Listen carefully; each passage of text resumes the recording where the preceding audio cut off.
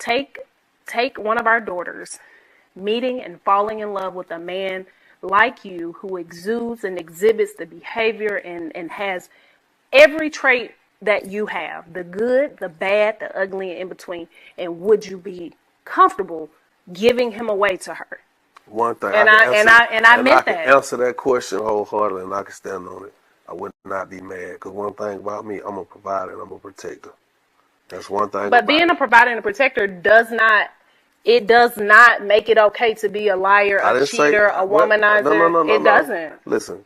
That just makes you a protector who is a liar, who is a cheater, who is a womanizer. That's not okay. I do not practice lying on the regular. One thing about it, when you talk about any human that you're going to ever encounter, everybody done told a lie. Yeah, I know. Okay? Everybody ain't did what you done did. Hey, you right. Exactly. Everybody ain't did what you done did. So don't try to, I know, but don't try to normalize. I'm not. What you have done. I absolutely am not. What I'm saying. Like, your life is not normal. It's not no model that I want Amir to follow, Amani to follow, Cadence to follow. Okay. Not. Okay. And I don't think their mothers would either.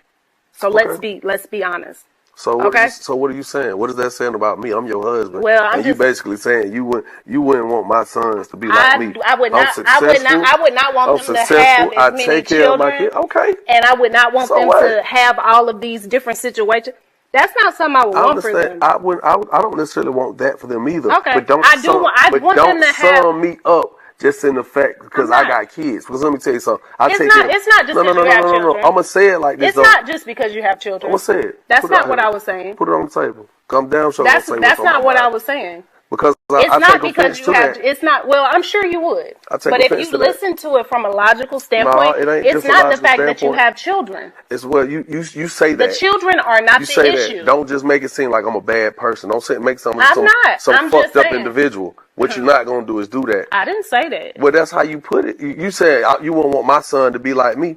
I wouldn't want them to do some of the things that you have done. Oh, and I wouldn't want my daughters to do some of the things you've done. We're human. That's what I'm trying to say. You would want them to do majority of the things that I've done. Listen, what I'm saying is, when you talk about me, don't sum me up. Facts, right? Don't sum me up on the worst side of me or what you consider the worst side of me. Because ain't nobody fucking perfect. So don't do that. That's what we're not going to do. Because as a man, guess what? I got to stand on mine too. Because guess what? Let me tell you something. I didn't go to college. Guess what? Fine. I want my kids to go to college. So we can say that right now. I don't want them to go that direction. I want them to go to college. I can say that with you too. Right. But don't sit here in front of the world, in front of a medium, and say, oh, I wouldn't want my son or your sons to be like you. Hold on. No, you're going to put some respect on my name. Because at the end of the day, I'm successful. I take care of my kids. Okay. Ain't none of my kids out here in dire need of love and support. Okay. So we're going to do that. Okay? Because I don't appreciate that. Because there's some things about you that I could say I wouldn't want my daughters to do. Go ahead. I'm not going to do that. I respect you and I love you enough. I want this magazine to know what it is about me you don't want your daughters. I'm not going to do that. I'm not going to do that. Be my guest. I'm not gonna be slighted, honey. I'm not gonna do that. That's where we have to draw the line. Okay. Because I don't care because the camera in front of me or somebody's asking me questions. I'm not gonna reveal my everything that go on with me. Just like right now, you don't see in front of these people and tell what your credit score is. You don't sit here and tell your social security. Read you don't sit here and tell them what's in your bank account either. I won't. Okay, so some things are better left fucking unsaid. I'm just here to sip and chat and rant. Let's sip and chat, y'all. So we got a chance to review this interview that Kendra Jock did with Suave magazine, I assume. And I agree with Jock. I think a lot of some of Kenya's points were to drag her husband. This was a great platform for her to get that out of her system and paint him to be a liar, manipulator, womanizer, and a cheat. I think Kendra's hurt by this. Like I've always said, when a woman's situations aren't broadcasted, they can deal with them a little differently. Once she's embarrassed and there's an audience of her hurt, there's a humiliation. So she's hurt, she's humiliated. We also have to put in consideration, she's a modern woman, she's a career woman. So she may be a very nice person, educated, has her own money, Look at that rock. Yeah. Look at that rock. We'll get back to that one. So she's a modern woman. So we already see she's exhibiting those modern women attributes. She's speaking over her husband. She's throwing him under the bus. She's airing out the dirty laundry. And I'm sure this was not the intent of the interview. They are on Love of Hip Hop where they do out their laundry. So a little bit of that has to be in the interview. But I do think they could have kept a respectful decorum and touched on a few topics. They want a full-blown therapy session. And this poor interviewer just looking at them like, ooh, child. I lost a lot of respect for Ja. I did. I lost a lot of respect because he should have checked that shit a long time ago. You know, she should know how to act by now in front of an audience, in front of people. So this should have not been the first time that he checked this. Don't wait until you get in front of an audience to try to check her. She should have been in pocket already. So he's young simp. He's not young Jack, he's young simp. Because obviously her confidence in the way she talks to him, she's at home ruling anyway. I definitely do agree. I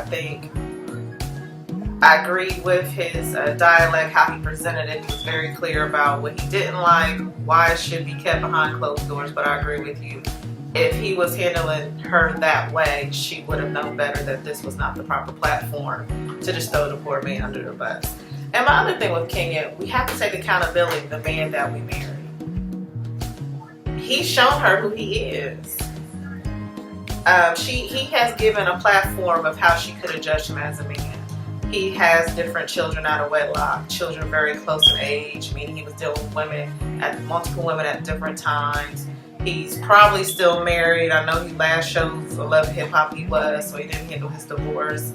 And he has all these children. So despite the fact that he might take care of his kids and handle responsibility, you still have to look at how was these women conceived. And I think that's where Jock was missing. That's great that you're a lover, protector, and provider of your children, but I'm talking about the terms and conditions of how you created these children, being a liar, being deceitful. He's a simp. First of all, she took the lead the whole interview. The whole interview, he sat there with this clown face, surprised. She did. He didn't know what angle she was going to use. He was just sitting there praying she didn't say the wrong thing. He didn't have no direction in how he was leading, and he just let her go. And this is what happens when you let your significant other go, and you know that you guys are in a toxic situation. She's going to bring it out, and that's what happened. Quick question. Do you think that, okay, I'm not saying the man is broke. He does have his radio station. He is on the show, but he does have multiple children. Do you think that level of her feeling so confident to disrespect him is because she may be being the breadwinner in the household? So she has a sense of entitlement. For me, you wouldn't have this. Or for me, since I am the lawyer, I do this, I do that, I'm educated.